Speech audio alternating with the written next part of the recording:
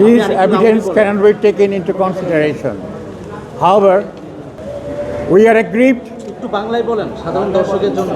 আমরা বিক্ষুব্ধ। আমরা মাননীয় সুপ্রিম কোর্ট অ্যাপিলেট ডিভিশনে বিচারের জন্য যাব। সংক্ষুব্ধ এই জন্য যে আমি আমার ক্লায়েন্ট, তার কাছে কোনো অস্ত্র ছিল না।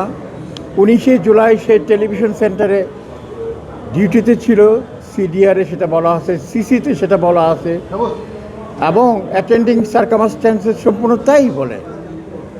হঠাৎ করে একটা ভিডিওর ভিত্তিতে আফটার দ্য ট্রায়াল এটা এভাবে কনসিডারেশন নেওয়া হয়েছে, উইচ ইউ বিলিভ, এবং সেজন্য আমরা অ্যাগ্রিভ অনারেবল ট্রাইব্যুনালের রায়।